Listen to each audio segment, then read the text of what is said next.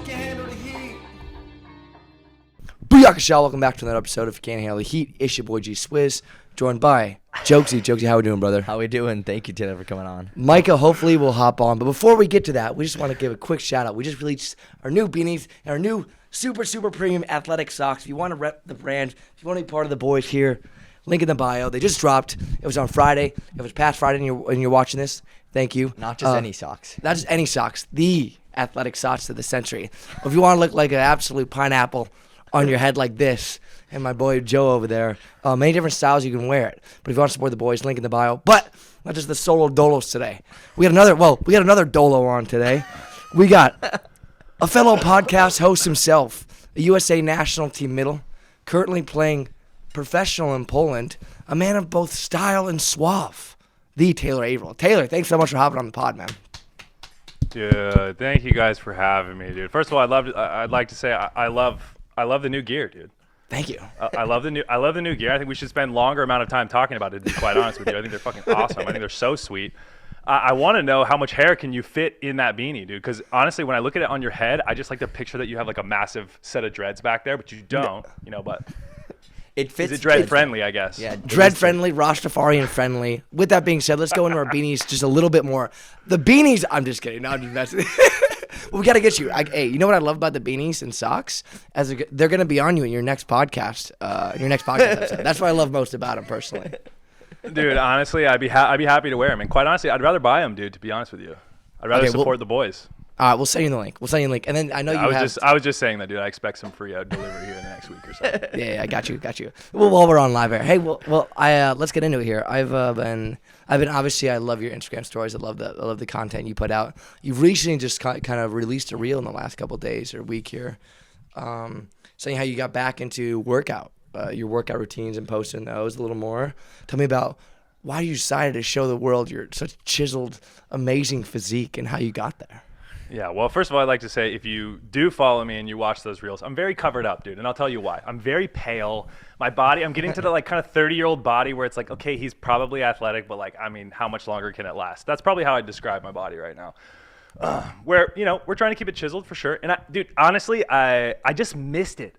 Dude, when I first started posting a ton on Instagram, I would always post with this Donnie Benet song called Working Out. Dude, it's so good. And I wanted to do that forever. I wanted that to just be my thing. And my dream was that one day I could get in contact with him and I could go live on stage and do a full workout just while he's playing his set. So I'm sure if he ever listens to this podcast, Donnie, hit me up, bro. I've tried multiple times, dude. And I wish I had people that could contact your people, but I don't. So is he a big artist? Who knows? Probably not, which is why it's even more disrespectful, honestly. Exactly. Who is this guy, bro? You're some Australian dude that, I don't know, he's got a couple of bangers and that's it, dude. And let me help put you on the map in the States. And in fact, he actually is doing or did a tour in the States. I was so bummed I won't be able to be there or wasn't there. I don't know which way that goes, but yeah. Well, you could just go up on stage if you're there and just start working out, whether it's for 3 seconds before you get tackled by security or if he just lets you keep doing it. Dude, that would be pretty epic, actually. That would be pretty sweet. And to be honest with you, I'm in fact, I'm kind of out of breath, dude. My cheeks are a little rosy. I just finished dancing around the house, dude. I got this new speaker and it just bumps, dude. It bangs. It's one of those Marshall speakers.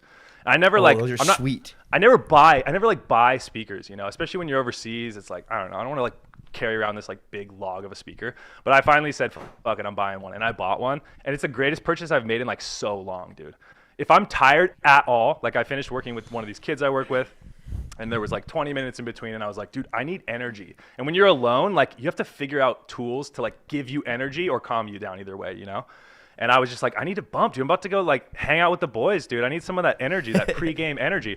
And so I was just busting around the house, getting so nasty. You'll see it. I'll post a video on it because I just had to film it. I was just vibing so hard. Taylor, I love videos of you getting nasty. I just want to point that out. Thank you, dude, brother. There's so many that never make it to air. Well, do us a favor and open up a premium account, and I'll subscribe. Damn it, dude! Well, I got that set up. I don't even know how that works on Instagram, honestly. Hey, well, we're kind of talking about this. I've noticed another thing on your stories is you post a lot of very good, but also guess you could call it spiritual content, just kind of stuff, kind of getting inner peace or whatnot, or stuff kind of along those lines. And you talked about that overseas. Why is it, and I've experienced this too, why is it when professional volleyball players go overseas, they get more in touch with their emotions, their feelings, maybe even sometimes more spiritual in a way, not like religious, but sometimes kind of, I don't know, the rhythmic flows of life. Why do you think that is?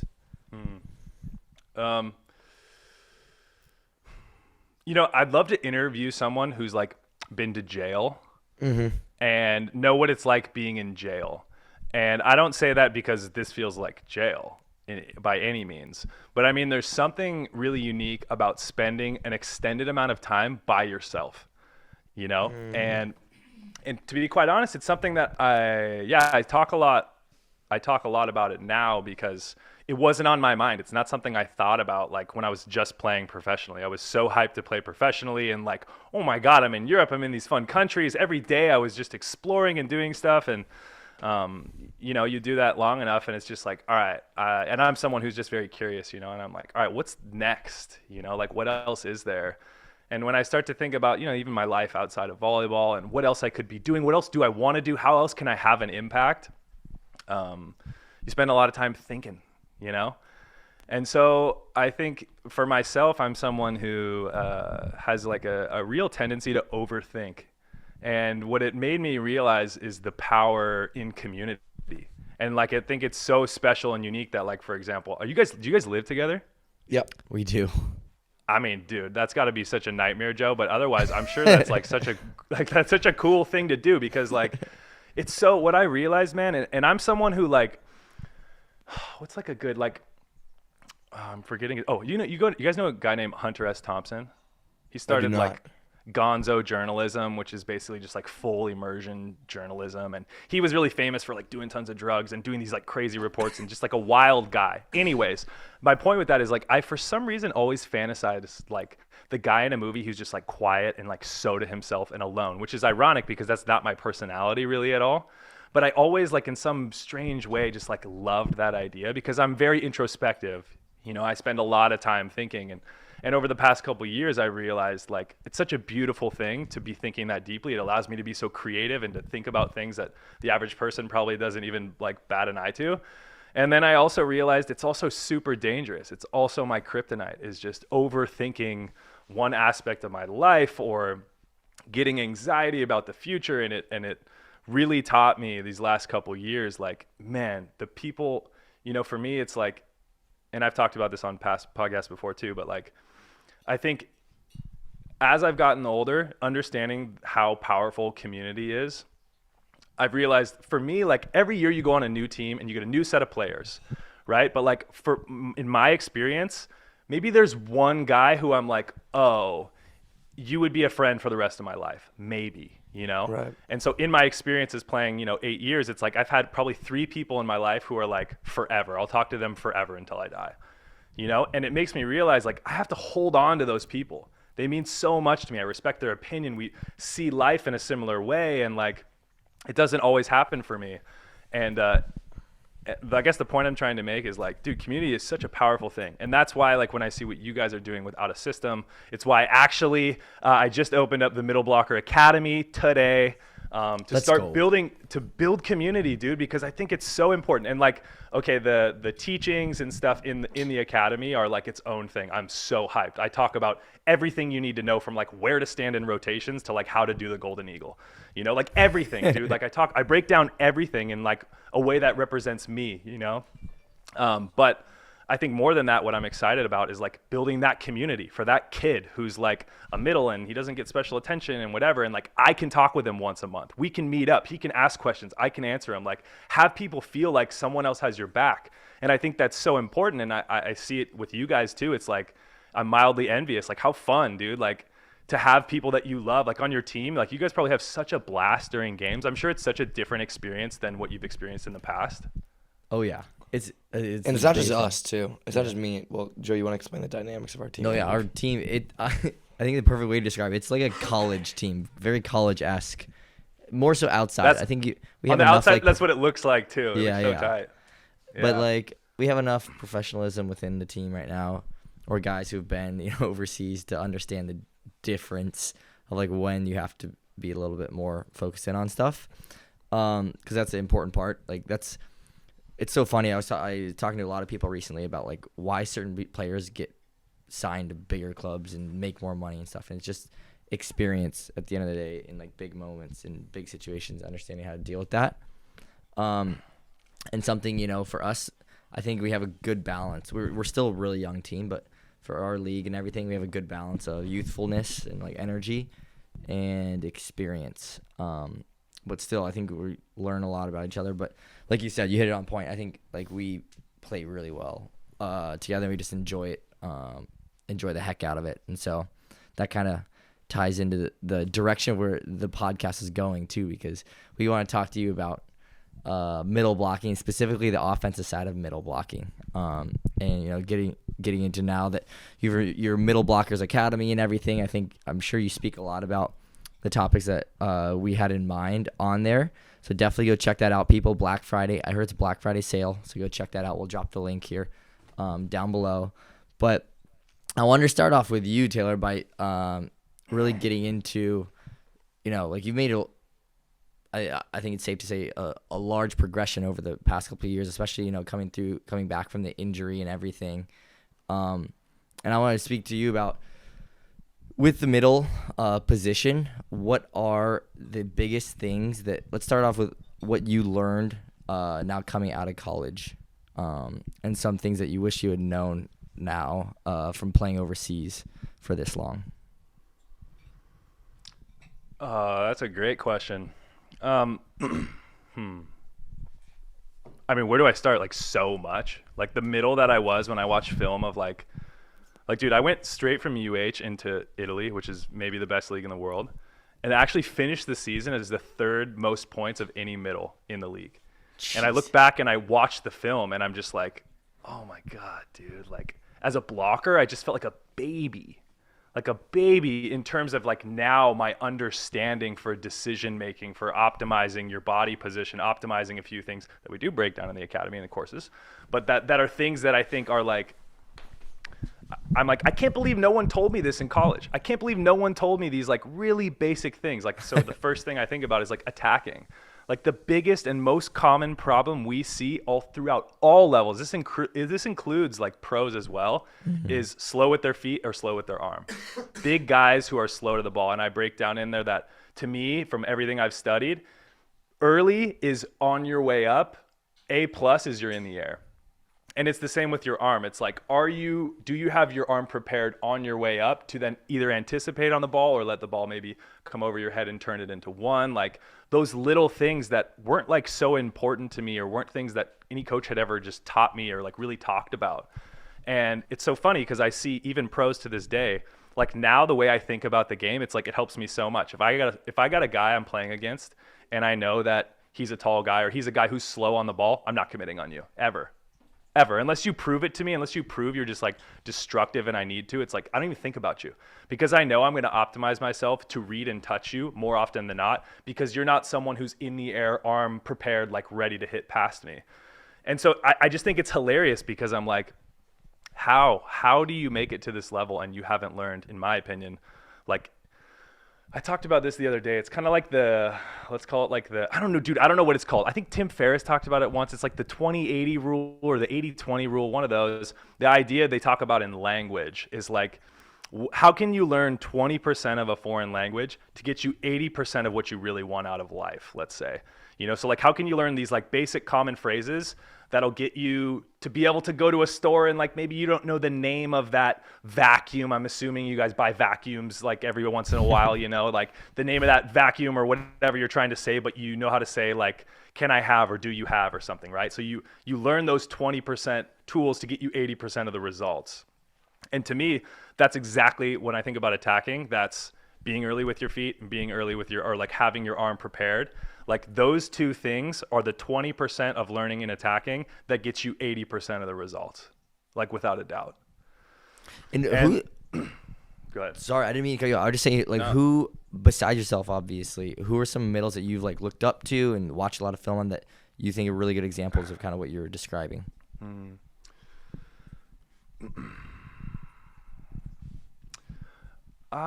like really fast on the ball? Max Holt actually can be really quick on the ball, and that's why he's still such a great middle, but at one point was the best middle in the world, is because he's not only fast with his feet, quick with his arm, but he's also, 6'10" and has a 40-inch vertical or whatever. That combination is unreal lethal, like just straight up lethal. I think David Lee was pretty good too, because he was a guy I always looked up to because he wasn't like insanely tall. He didn't have an amazing vertical, and he's for sure, I look up to him when it comes to read blocking and decision making. He's an idol legend in that sense. And he was someone who scored. And the example I give to kids all the time is my best friend Matteo Piano, Italian middle blocker. I just did a podcast with him on Tallest Podcast on Earth. And we talked about that as well, where it's like, he's a guy who like, you have to be out of your mind to commit with this guy. He's going to get like 6 sets max in like a 5-set game or like 3 5-set game. Like you'd have to be crazy to commit with him, but he scores at such a high rate because he has unbelievable speed. Dude, his hitting window is like this. He's going to hit. I hope he never hears this. He's never hear this. Okay. I hope he never hears.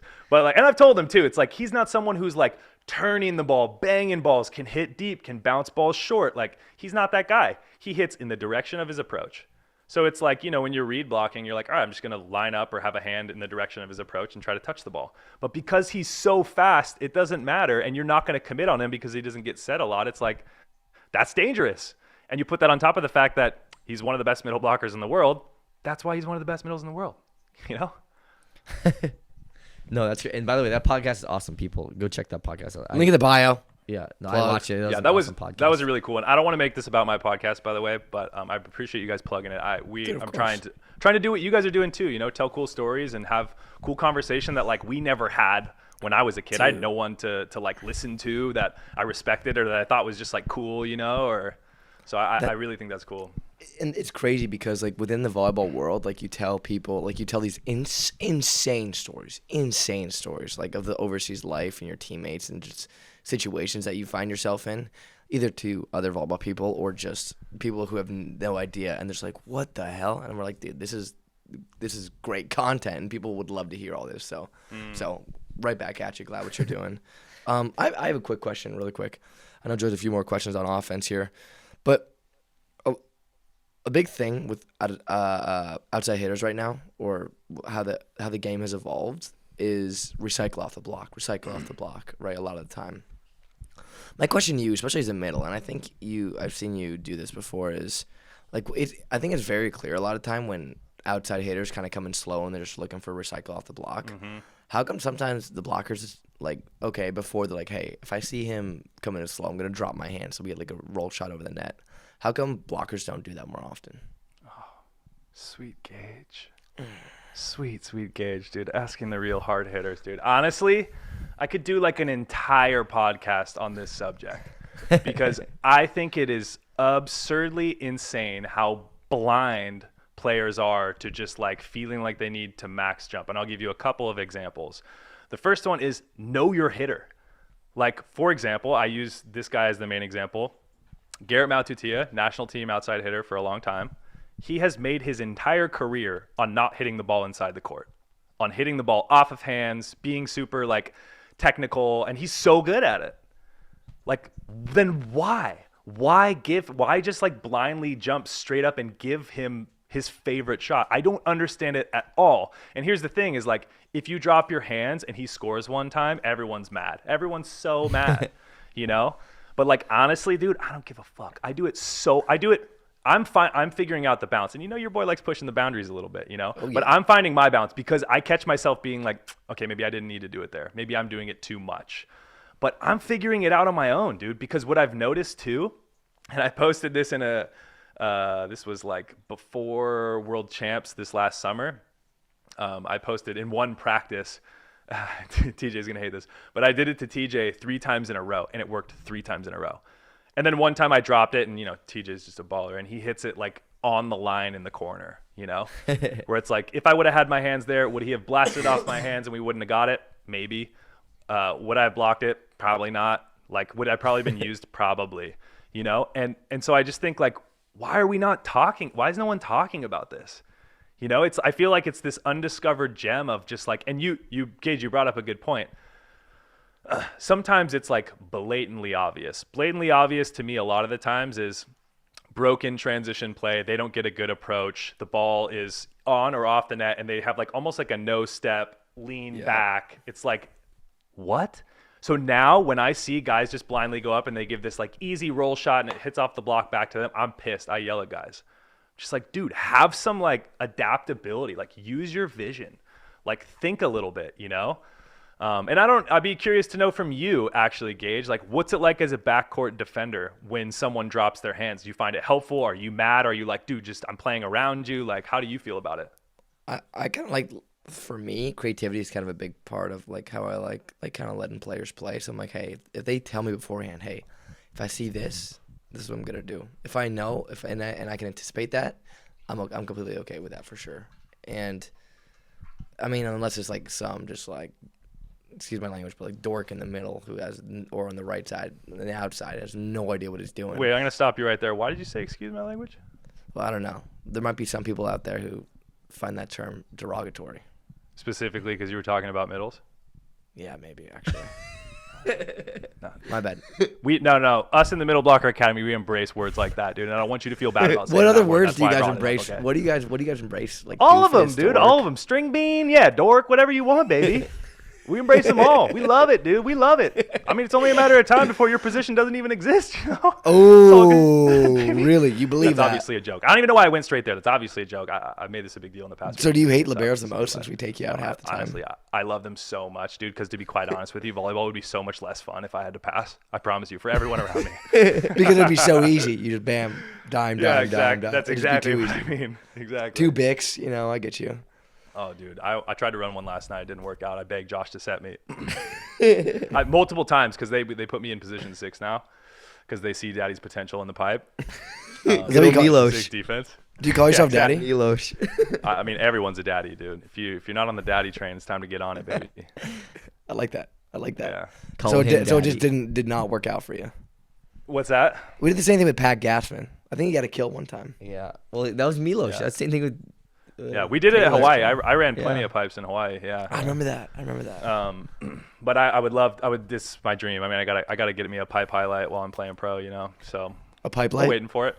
A A pipe pipe light. light, dude. Yeah, it's like coming, baby. It's Pipe coming. I mean, we light. run them in practice all the time, bro. And honestly, our middles, we have 4 middles, are all good, bro. They could all bang pipe, and quite honestly, better than our outsides. But it's another conversation. Hopefully they're not listening to this podcast. Damn. Even if they are, dude, if you come to my office, we can talk about it. Come to daddy's office. We can. Come to daddy's office, dude. We'll sit down, have a little meeting. All right. What do you think is a shot that most middles don't use offensively that needs to be used more often?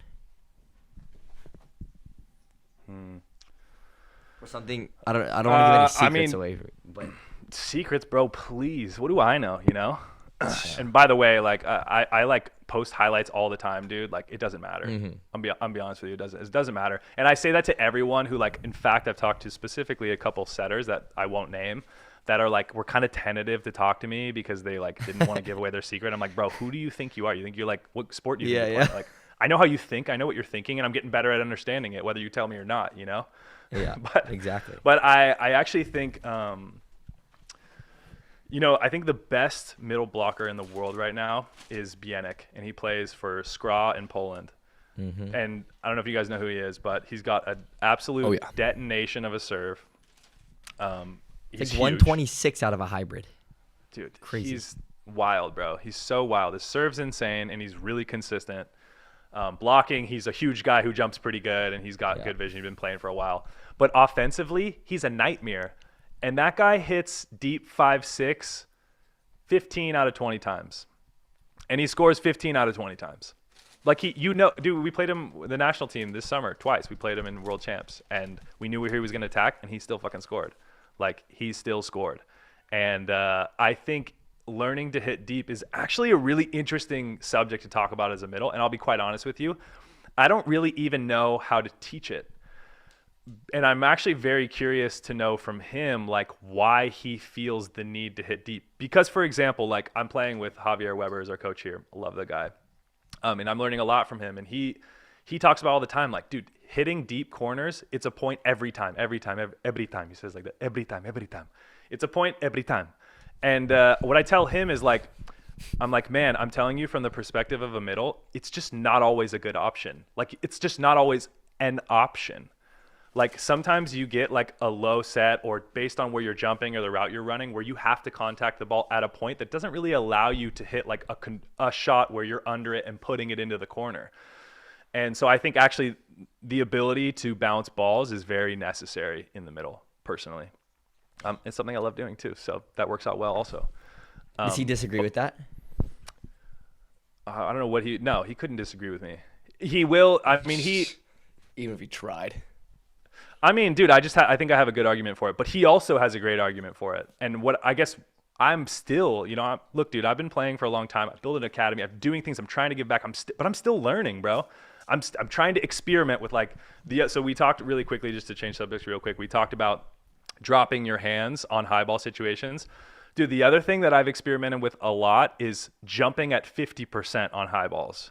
So jumping to where like you're only getting this over the net, because now when you do that little roll shot that's probably like hitting me in the forearm and coming back to you softly, now you're getting my fingertips, which are getting the ball back for us, or you're missing me completely at a 50% roll that hopefully we can defend. So that's the other side of that.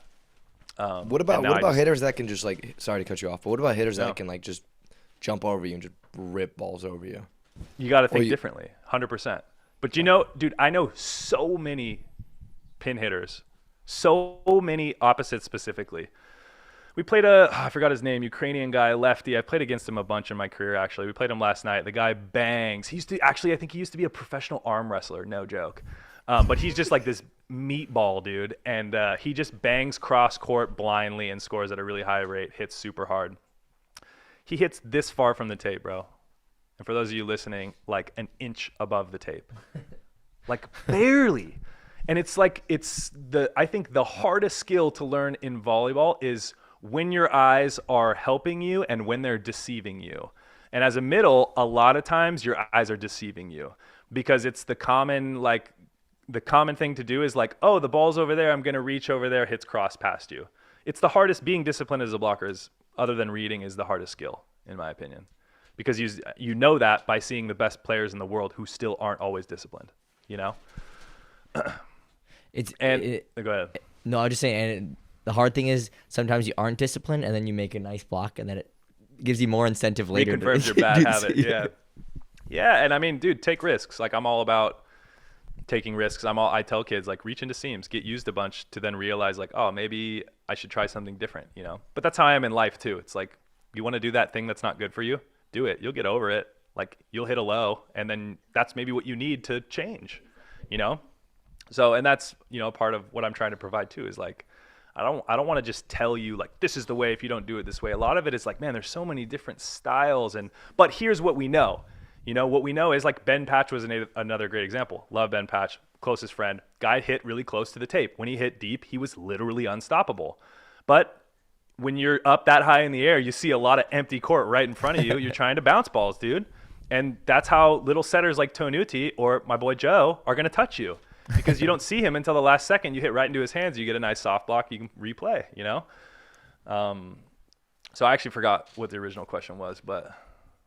No, that's great. I wanted to ask for you, like, in blocking, like, which pin attackers you play in the Polish league or play with the national team have been most difficult to block, and why? Like, what makes them so difficult for you to block against them? And what aspects of like some of the higher end pin attackers makes them so difficult for middle blockers? All right, so this would be considered giving away one of my secrets, okay? Ooh. But I'm putting myself, I'm gonna be vulnerable with the boys, dude, and I'm putting it out there for anyone who would like to use this against me. Anyone who hits sharp, you are my dessert. You are what I pray for. I pray for guys. When I look at that scouting report and I see a bunch of dots or a bunch of red lines and sharp diagonal, I'm just like, okay, next. That's all I needed to see. Because I stop short a lot, and I'm really good about dragging my inside hand.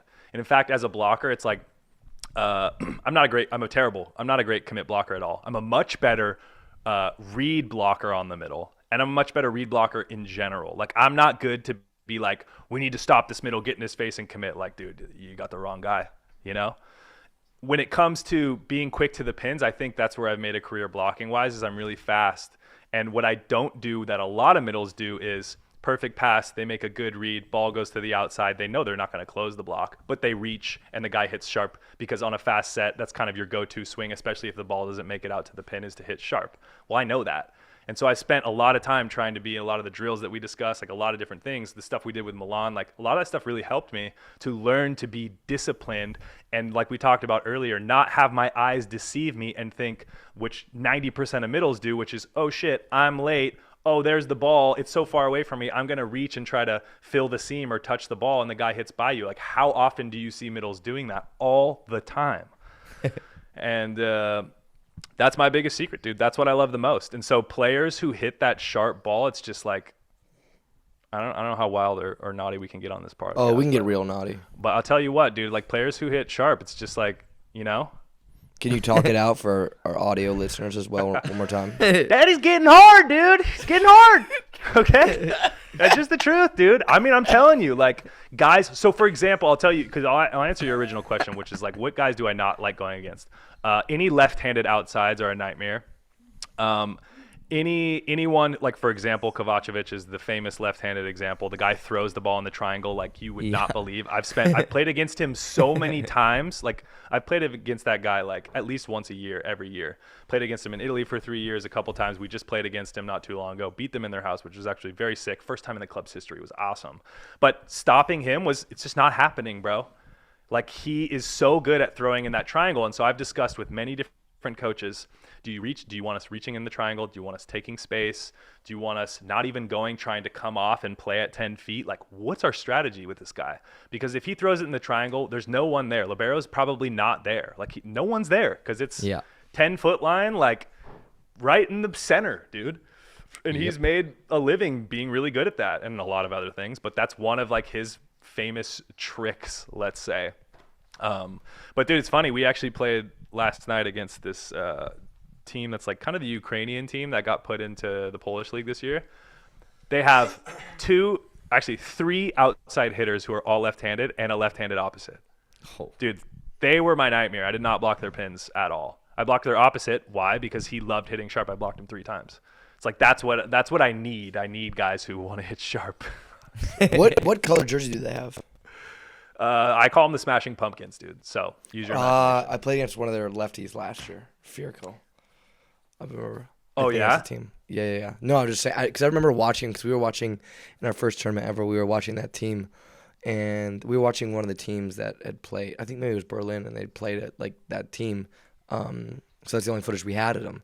And I just remember, like, watching them, and I was like, wait a minute. I see, like, lefty. I'm like, wait, what is going on over there?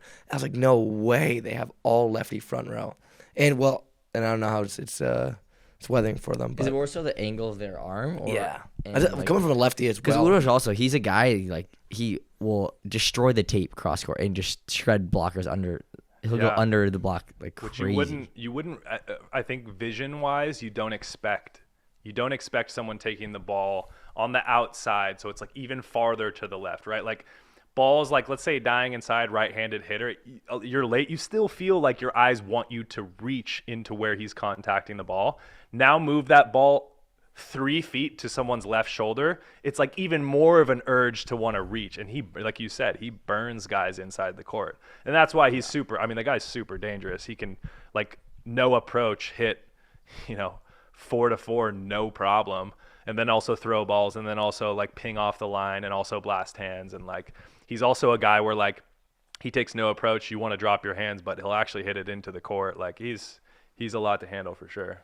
Yeah, that's no fun. Yeah, but there's something weird about lefties, and maybe also the fact that like you don't see a lot of lefty outside hitters, so that's always strange when your eye is used to seeing a right-handed hitter, and all of a sudden you get a lefty, and you're like, oh, what is this? Yeah. And then he likes hitting line. That's, to answer your original question, that's the least favorite for me, is an outside hitter who likes hitting down the line. And a lot of times I selfishly tell my pin blockers, whether we scouted them that way or not, to take the line to hopefully force them into a cross shot. And dude, honestly, what's so nice about playing at like a really high level is players love hitting super sharp. And why do you think outside hitters are trained and opposites are trained to hit super sharp? Because what do 90% of middles do when they're late? They dive with their hands. So what's open? Your shot you want to hit anyways, you know? And so that's, Bingo. I think, learning how to drag your inside hand as a middle and learning not to be deceived by your eyes just takes an insane amount of discipline. And that's why, like I said, that's why 90% of middles don't do it to this day. Like, it's just really tough to be that disciplined all the time. Got you. 100%. We have one or two more questions. We don't want to. Yeah, too much time. I want to ask you what's you've spoken about a lot of different things that I think obviously you've picked up from being overseas and playing professionally, working with coaches from all over the world. But what's something for you that you don't see valued in like U.S. Training systems that are like heavily valued over in overseas here in Europe and in the professional leagues? For the middle position, sorry, I specify that for the middle position. Yeah, I love the way we train at Team USA, and I think we do everything the way that we should do it. Bingo. No, I'm just teasing. Sound like I'm Napoleon just teasing. Dynamite right there. I'm just teasing. I think I get a lot of shit sometimes for like, I don't talk shit on the national team. I don't. I really don't. I want to be really clear about that actually.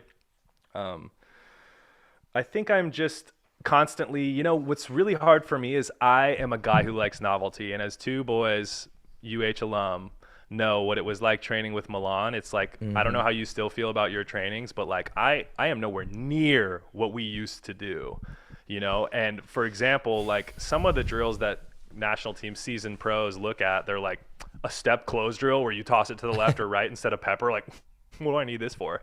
Dude, I find to this day that I become such a better player when I can actually learn how to like drive the ball and put the ball where I want to from different positions, from awkward positions, from, you know, and so many of those games and drills we did just like reinforce those habits that aren't specific in quotes to the middle position, but they make a huge deal, dude. They are a huge deal. And so to me, what I think is really hard about, I mean, I know you asked me about specifically the middle position, but I'm going to go off on a second here and just say that, what's really hard is we do because we're just playing 6-on-6 or like, you know, the basic practice formula is, you know, pepper, throw your arms, whatever, maybe an over the net pepper, and then like hitting lines and play 6-on-6 with some, you know, objective.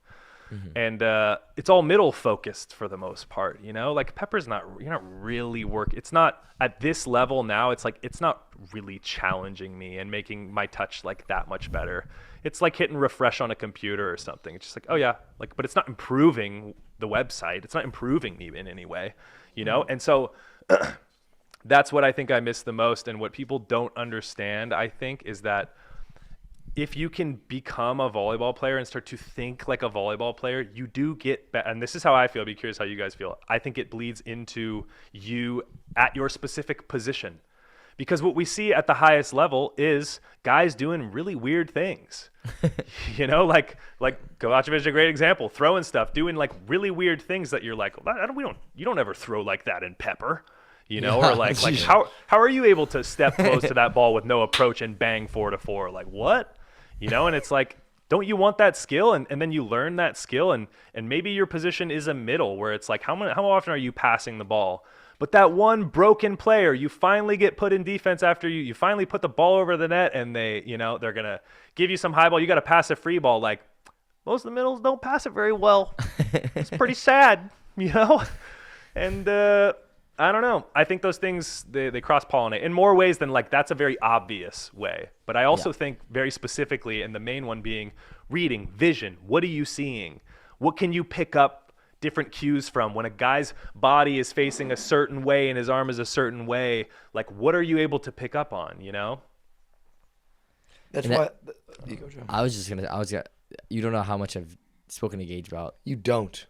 all of the exactly what you were just talking about, of how much of a difference, you know, training was with him as a whole, and like the difference he would make with so many guys that I see even professionally, you know, throughout the league we play, and guys that I see that I've played against. Like the stuff that we did every single day there is something that I see a lot of professionals who still could use a lot of or get a lot of value out of all those drills. Sorry, I didn't mean to cut you off. No, I think that's why we're big proponents of short court, and as we always mention every baby, I feel podcast. It's because it's the creativity within it's not as big as a volleyball court, which can make it harder. You need certain control, you need certain touches. And it's kind of ironic because a lot of players I played against is actually middles, and I think they've definitely gotten better. All around game coming from a libero, it's helped my game as well. Certain touches, certain feels on the ball. It's because it's way more crucial. Every touch is so much more crucial. I think that's why it's such a big part of development. To be honest with you. And let me add one thing to that. So, for example, recently we've had like a handful of injuries on our team. And you guys know it's not like college where you have like 70 outside hitters waiting to come in if an outside gets hurt. And as a middle baby, you don't hope for it, but when it comes, ooh boy, are you excited. 2 opposites hurt, 1 opposite hurt. Middle's got to play opposite today. Oh boy. Dude, we are hyped, And I think the beauty is like in the teaching of that moment of like, you get so used to seeing the game as a middle, and I say this all the time, like specific positions are not really volleyball. Setter is probably the closest thing to really understanding. But what I learn is like when I play opposite, I'm like, oh, this is what it feels like.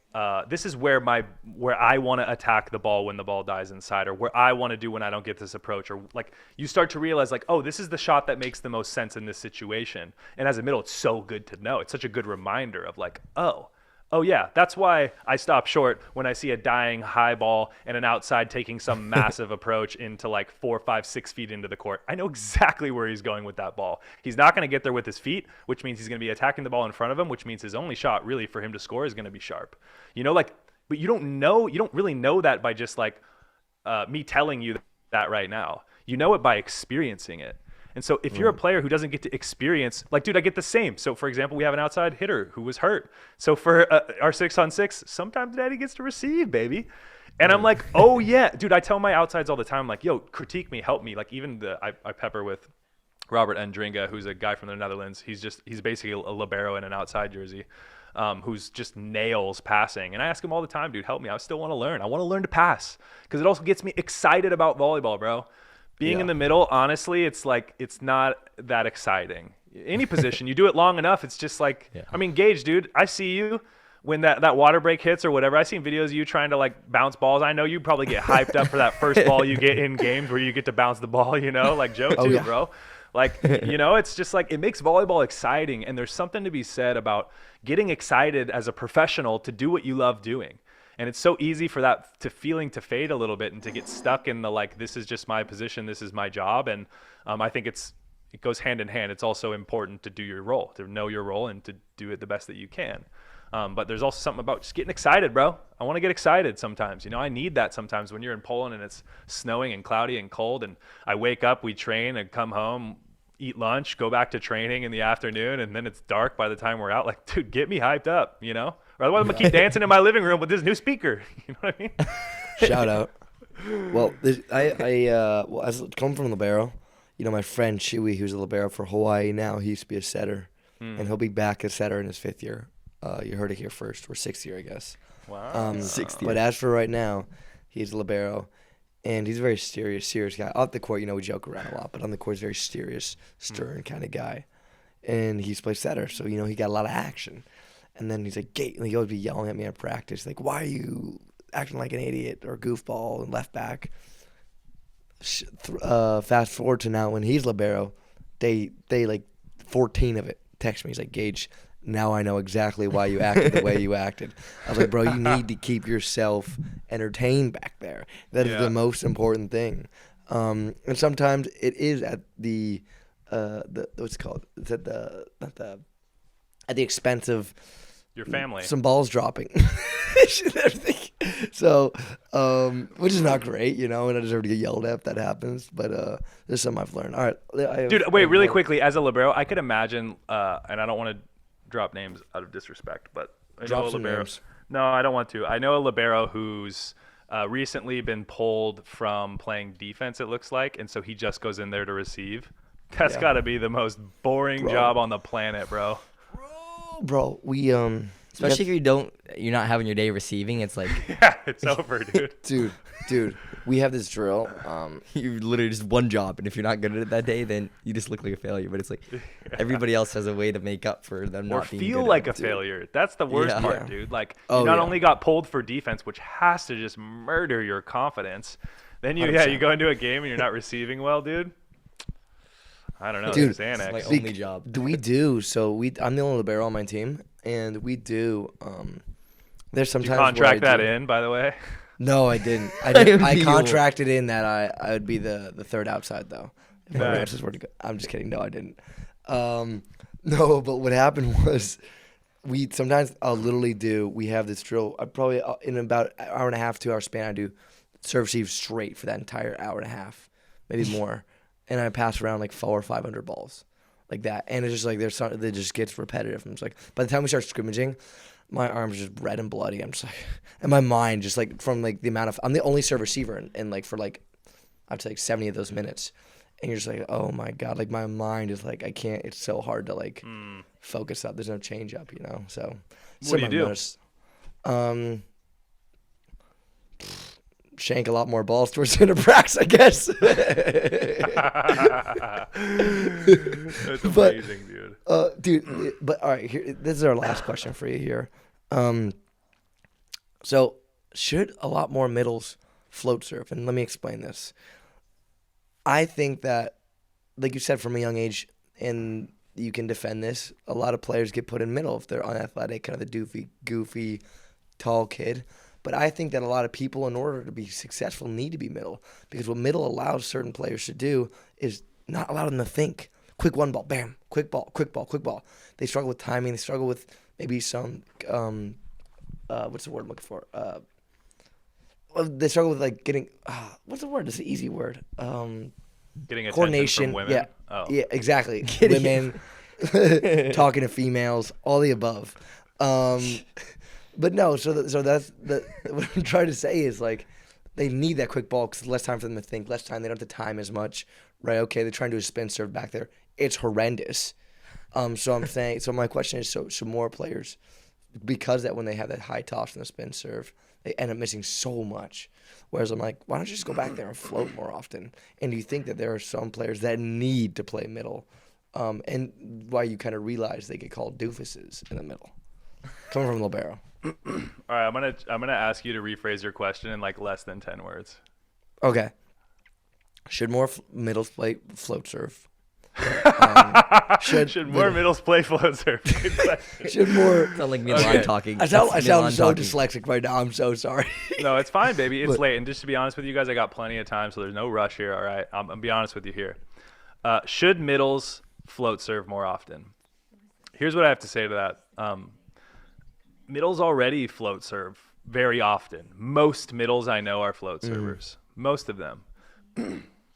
I think it all goes back to what we talked about before. It's like, yeah, let's. When there's a quick attack, there's much less, let's say, thought. You have less time to make appropriate decisions, for sure.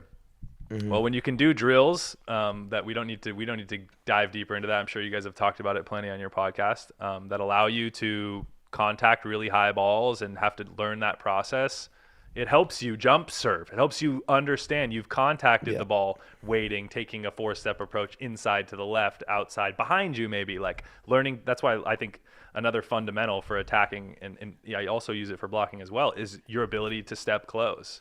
And that's the other problem we see is so many middles who take this like really wonky, flat-footed step close, and then they're trying. And I actually see outsides do this a lot too, where they like this, and it looks so beautiful, like a jaguar, dude, just frolicking through, What's a and they take jaguar? this like, you know, jaguar, dude, A jaguar. a jaguar, yeah, A jaguar. Do you seriously pronounce it like that?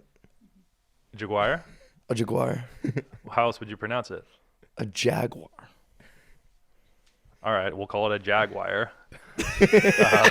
Spelled Jagwire. Yeah, but Sick, Okay. dude. All right, but there's so many other phrases in the English language we can. No, go. you're right. Anyway, I was continue. just fucking with you. No, but I mean this like really smooth, like when a cat goes to like pounce on something, right? And it's got this like, dude, in fact, I think there's a YouTube video of like someone who broke down a cheetah moving and broke down Leon Marshall's approach. Dude, this might have been one of the first YouTube videos I ever watched in like 2007 when YouTube was like, oh, what is YouTube? And can I type volleyball into YouTube? This is like one of the videos that came up. I don't know if it's still online or not.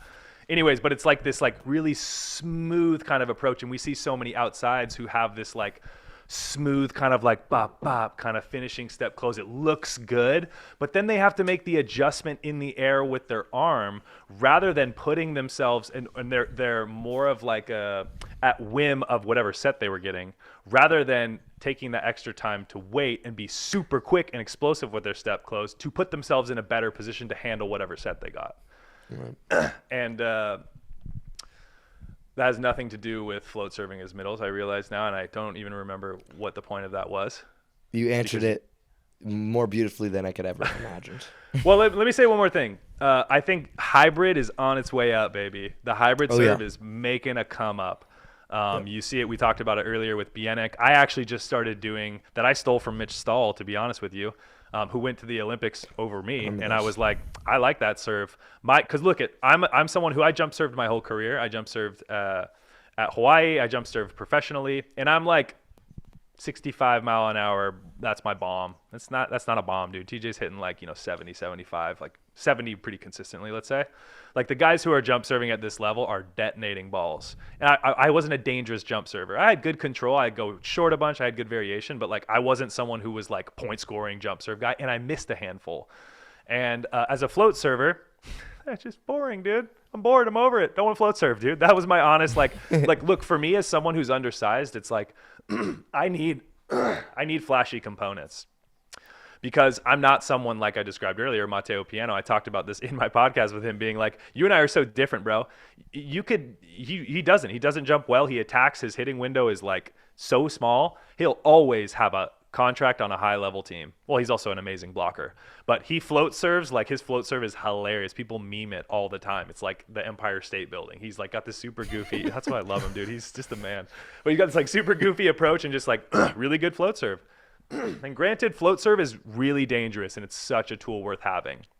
But for someone like me who's undersized, who when you talk about making Olympic rosters, it's like, what's going to separate me apart?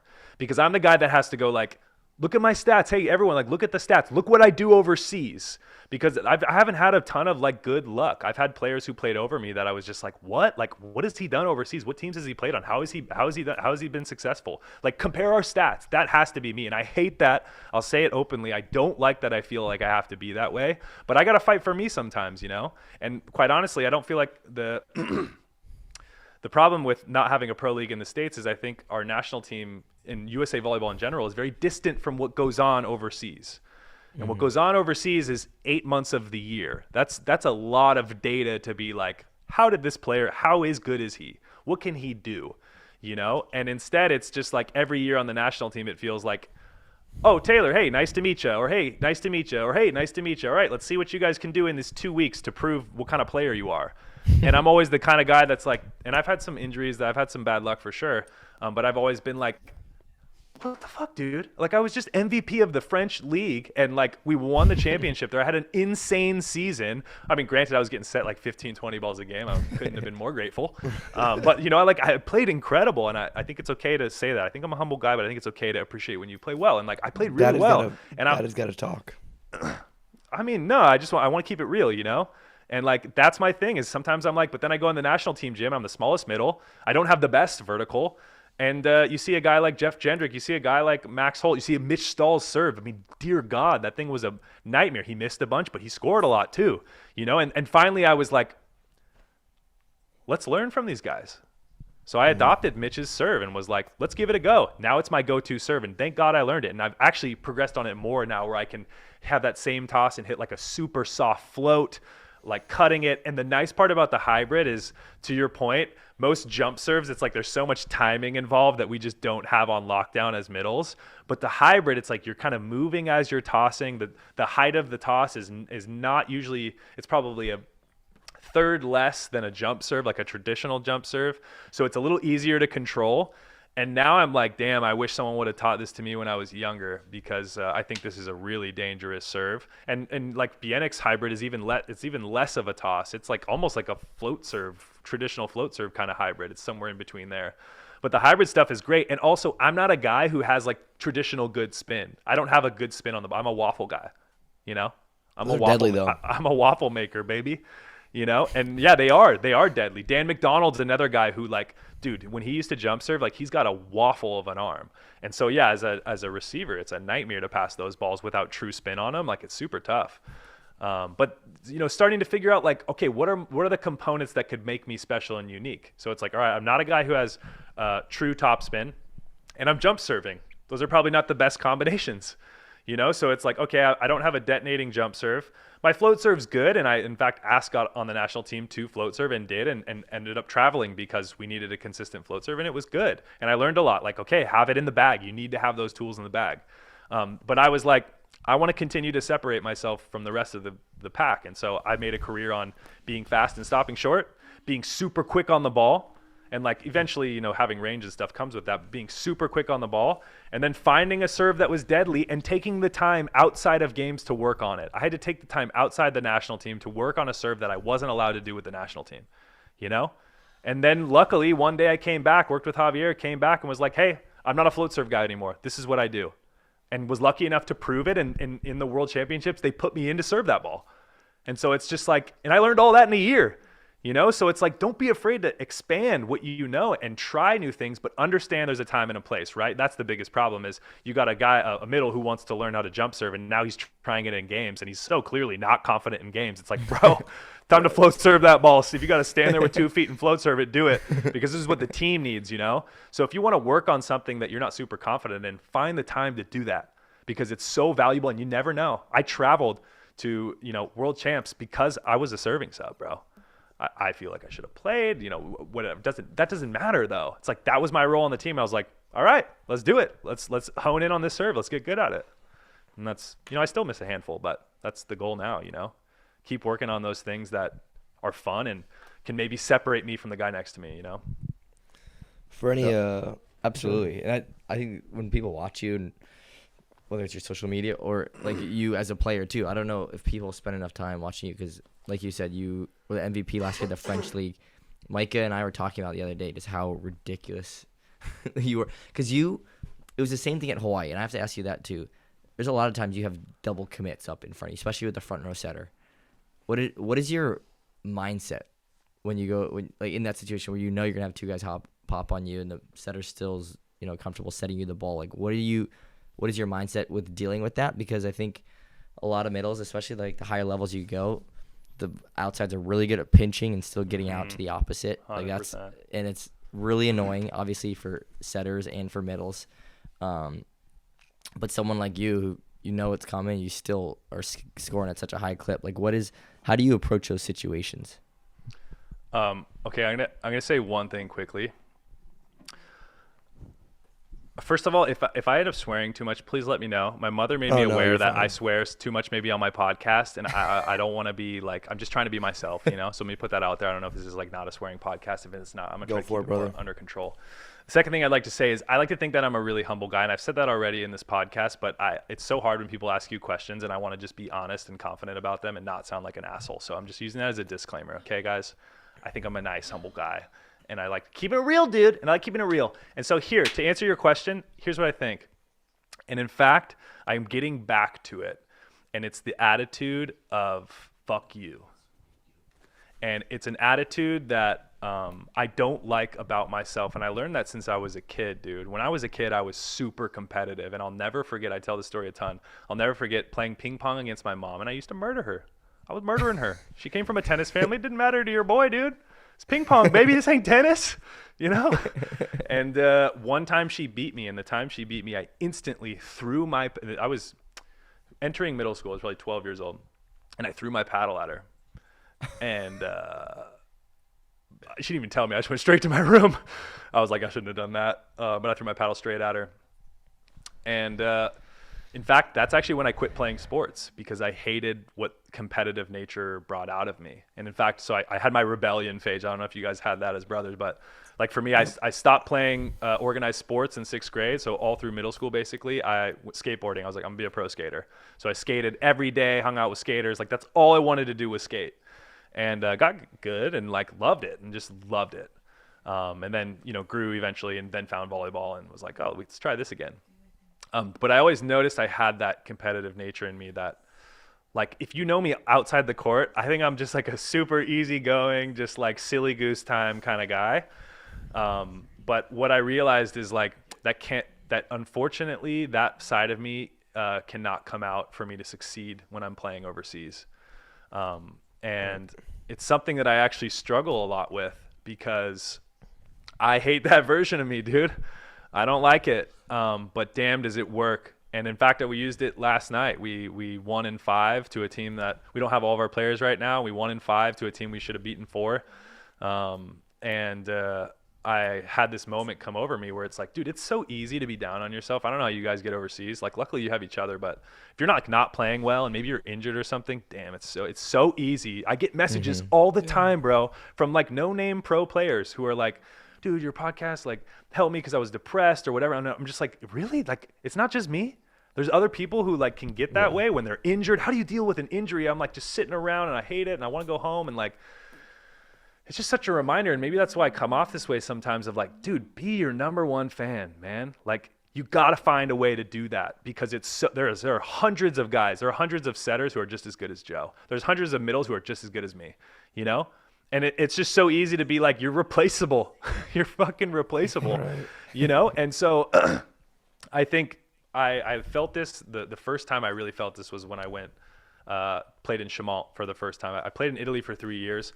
And then I went down to France, I shouldn't say that, but like Italian leagues where Italy and Poland, in my opinion, like if you want to play the best players consistently, like that's where you want to go. Germany's a great league. France is a great league. Those are honorable leagues that like you're playing high level volleyball, you know? But like I wanted to be in what I thought was the NBA and went from that to go play in France. And it was the first time I was like, I don't deserve to be here. And I went to Chaumont where Big Pat is right now. And that's a dark place. Uncle. You know, where the uncle is right now, dude. And that's a place you go just for volleyball to hopefully make your way out of there, you know? And that's literally, I had the mindset of I'm in jail. What am I going to do about it? And I know it's like I'm making this sound maybe I apologize if I'm talking too much or if I'm making this sound way too dramatic, bro. Fine. But no, listen. But I'm telling you, in my head, that's how dramatic it was. I was like, I'm in jail and I'm going to fucking claw my way out of here. Like I got dropped from the NBA and like, I'm going to make my way back. I guarantee it. And so I went into matches and it was the first time in my career where I was the guy who was initiating shit talking. If I saw I wasn't talking shit, but if I saw any middle or anyone look at me like they were excited, they hit over me or they blocked me or anything, like it was on, dude. And so I started being super aggressive and I had that mindset. And this is going to sound crazy, but like, dude, I said it in last night's game. I say it to myself now because I don't need to engage in any of that at my age, especially now, unless someone really wants to. But I say it literally to my feet. I go, fuck you, dude. Like it sounds so unhealthy, dude. It sounds so unhealthy, and it may be, dude. Imagine someone just saw you, like look at them and look at their feet, like fuck you. I don't point, but dude, I'm not kidding. I'll look at the other middle. I'll look at my feet, and I'll just go, fuck you, bro. And I'll get mad, dude. I'll get mad. But you know what's crazy in like some strange way as like an experiment, like a social experiment on myself, because I'm always experimenting with stuff. I'll tell you what, bro, it just works. It works for me. It works. And sometimes I can do it in my head, but when I'm verbal about it, when I'm like out loud about it, you can call it, what's the word, manifestation or something, dude, whatever. Like when I'm out loud about it, it's like, Daddy's got you, bro. I say to Josh last night, like 4th and 5th set, I was like, fucking set me the ball, dude. Said it just like that. Yeah. Set me the fucking ball. You know? I'm sorry for swearing so much, bro. I'm sorry, Mom. I told you I'd stop swearing as much, but I'm just trying to be honest. That's what I said, dude. And that's what I say sometimes, you know? And I found, luckily, I think as I've gotten older, I found that like, that's okay. It's okay to express that part of me that exists in the game, but let's make sure it doesn't bleed into off the court. And that's what I learned in Chaumont, is it started to bleed off the court, where I started like feeling like, and I was playing really good. So I had all this momentum of like, oh, this shit's working, dude. Like I'm pissed. I come in there angry. I come in there like, I'm going to prove something. I'm going to bomb serves. Like I'm coming in hot. And then I started noticing I was really distancing myself from players I didn't feel like were giving that same energy or effort. I started not wanting to like hang out with guys because and I'm always very independent and doing my thing, but like I started to get very distant from everyone else. And I feel like this is so cool. This is the best part of aging, man. I feel like I'm bringing it back now where it's like, hey, it's okay. That exists inside you. Be that guy. My example, the guy I looked up to was Max Holt. He is not that guy. Max Holt is like the absolute cucumber of all volleyballs. He is just the chillest dude, fresh out the fridge, just like no huge emotion. He's just doing his thing, baby. He's just doing his job. And he's one of the best in the world. And and David Smith's another guy. He's a little more emotional, but like those are guys I looked up to, you know, that I was like, hell yeah, I'm going to be chilled. I'm going to bounce a ball and nothing of it, bro. All good, you know? But what I noticed is when I didn't play good and I was chill, I was like, oh, I got blocked. Like, fuck, all right. Like, all right. And I started like embodying some of that, like, oh, maybe it's okay to not be good tonight, or maybe like, oh, it's not my night. Maybe I just won't be good. And without realizing, like, actually, if you can tap into that anger for me or whatever you want to call it, I'm not mad at the person I'm playing, you know, but like, if I got to fake some of that to boost myself up, it's like, I've actually had now live experience in my own life where it worked, where maybe the first 2 sets last night, first 2 sets wasn't serving. First set specifically, I missed my first 2 serves, dude. And I finished the 4th and 5th set bombing, bro. Bombing daddy's dirty little hybrid, you know, like bombing serves. And a part of that was just like, fuck you, bro. I'm bombing this, dude. If At the feet, baby. At the feet. You know, like, it's like now I have luckily the experience of knowing, okay, this toss isn't good. I need to roll it. It's too far in front of me. I got to float it. But I'm like, yo, if you put that in the window, like, go get it, baby. It's your life, baby. Go get it. You know? And that's how I feel, dude. And I'm telling you, like, I learned a lot from that experience in Chaumont, and I'm still trying to harness it. But I think having a little bit of, I don't know, I'm curious from you guys, like, do you guys get that way? Like, Joe, is that a part of your success, or Gage? Like, do you have some of that? What does that look like for you guys? Oh, for sure. For me, for sure. Punch ground a few times. For me, Micah and I have this bad habit. We both do this, and we didn't notice we both did it where we like half punch ourselves in the side of that. If we do something dumb, we just do this always. Dude, I started doing this yesterday. think. But I do that, or like you just like yell at yourself. That's Milan always used to make fun. Those are Eastern European stuff. Those are Eastern European stuff. Or you just say stuff in Serbian. No, nobody knows. Or in the U.S. they don't know. Over here they know. I still, when I go back to serve, I still say, I say directly to the ball, idemo bebo. And then when I turn around, I say, drive ball sine. I still say that every day. And that's just like Milos. I say it just like him, baby. Because that's how I hear it in my head, you know, and I say it out loud. Well, I'm really curious because I'm really, I guess what I'm curious about in you is like how do you make switches when you're, like, have you ever had times where you're just like trying to keep it chill, or maybe you're trying to have a certain style, or you have a certain style, and then it's like, yo, what are you going to do? Or do you just naturally like, because, you know, for example, I just had Bruno, that podcast will be released on Tuesday. I just did a podcast with Bruno, and he's someone to me that's just like, he's that greasy grinder, you know? And he even talked about, like, he doesn't have the best hands in the world, but dude, he's covering balls, he's diving for balls, and like he showed, and he talks about why that was, and Sergio, this legendary libero that you guys know, that inspired him to live like that and to be like that. And I think his story is so cool. But he actually inspired me in doing that podcast. I was like, that's how I need to show up, bro. I'm going to be the cover god now in the middle. I'm going to be there like, I got you, baby. Get blocked. I got you. You know, and like, I feel like as I've gotten older, it's so easy to lose some of that because I'm like, I've been doing this for long enough, you know, where I'm just like, I don't know. It's like I don't get excited by bouncing the ball because it's like, that's what daddy does, baby. Mm-hmm. You know, like I'm curious for you, Joe, and for you, Gage, like what is that like for you guys? Like, do you have your style or ways to get yourself out when you're not playing well? I think for me, it's always like the mentality on defense has been something that like was instilled in us from a young age. So like just like crazy like defense and going on everything. And our coach describes it now. He describes it like hair on fire, which is a good way to describe it. But that's just something from a really young age we had. And so when we have that intensity, I think it's like from a competitive standpoint, it's difficult for us to feel like we come out of it like, oh, we had a bad match. Just because like when our competition like level is there, which is we just always feel like we have a chance to compete no matter what level, you know, our setting's at that day or what level our serving's at. It's because we figure out like a way to win or at the end of the day. And that's something that that I feel like Gage and we like have at a young age, playing like doubles together, playing all sorts of different types of volleyball, and like being in competitive sports for all our life. Something that we like bring to the table, especially when we play on the same team. It's like a certain intensity that we like demand out of everybody like on the court too. And so when that Wait, let me interrupt you really quick. Do you feel like when you play against another setter, do you feel like, is it personal to you at all, or do you not even notice no it? Everything's against the other middle more so. Other middles, like that's more so for me. Like I don't even like really pay attention to what the other setter's doing. That's interesting. To be honest. Yeah. I think for me it's more so about the other blockers and middles, and now and more so even against outsides, because different outsides in our league defend our team differently, and so it's understanding like what situations they do different stuff in. Can I add on to that from a libero perspective? Sometimes I do take it personal, like from libero to libero, because it's like so specialized, and it's like, you know, I'm making plays here and there. But it's also a lot of the time I realize that sometimes I didn't realize this till lately actually. So I can get really personal with like some of their servers, like their best server, or someone who's gotten the best of me. There's a server, like sometimes like they'll be like, oh, he'll get the best of me for like one match, and like my mind I'm like, oh, this is what he thinks of me. Like I can imagine them in video being like, oh, let's just go after this guy, you know, this will you know what I'm saying, or this or this or this. And in my mind that fires me up. I'm like, this guy thinks you're a loser. This guy thinks you're no one. He has no respect for you. The whole team has no respect for you. Dude, what's the guy's name? I can't believe I'm blanking on his name. He's such a legend. He's a Poland national team libero for a long time. Gage, you should be embarrassed if you don't know his name. Zatorsky.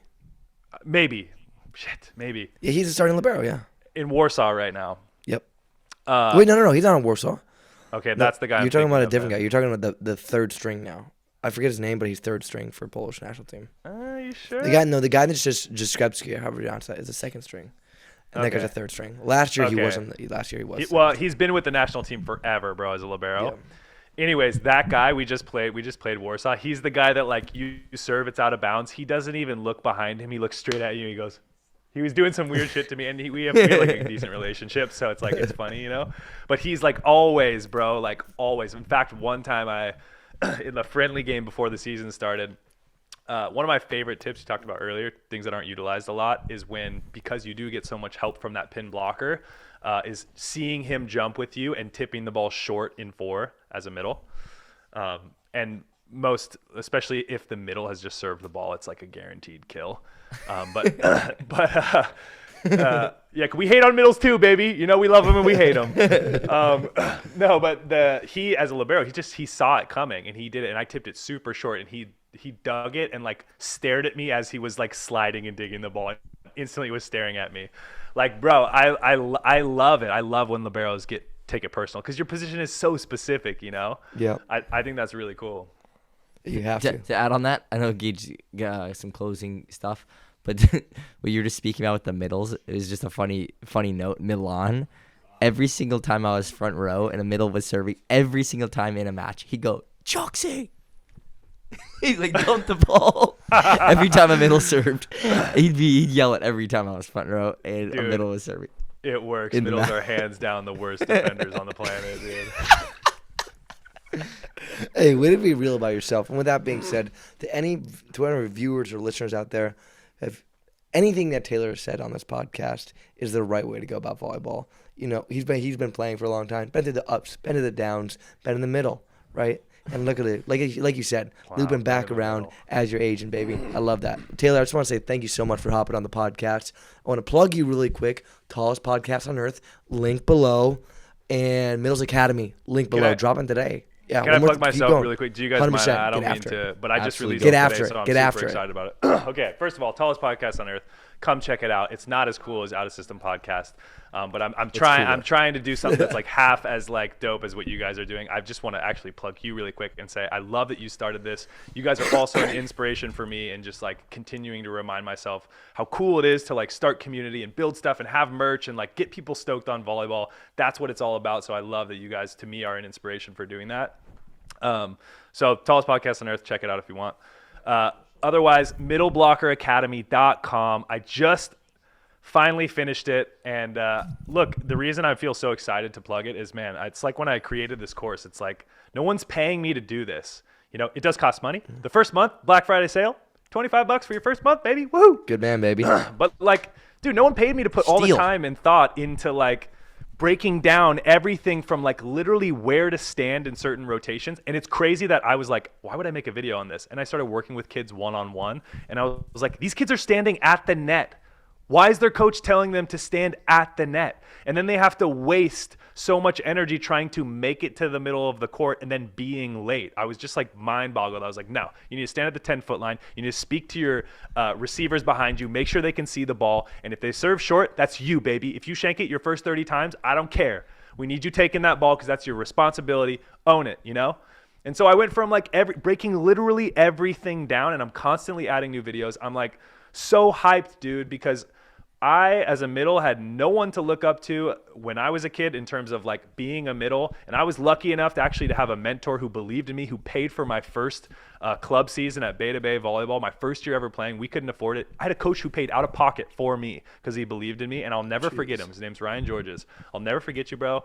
And like, that's what I'm trying to do now is like, how can I give a resource that's like reasonably priced for all kids in the world to hopefully like come and feel a part of a community and learn, ask questions. I'll make videos on them. We discuss together once a month. Like, dude, I'm just so hyped. And like I said before, it's like, it's so easy to get distant from the rest of the world when you're just playing professionally, you know? And so like, I'm sure you guys feel this too when you get a message and someone's, you know, I don't know, they send you a picture of them like naked in their bathtub with your beanie on. Like, you guys get hyped up, dude. Oh, and I like, love that.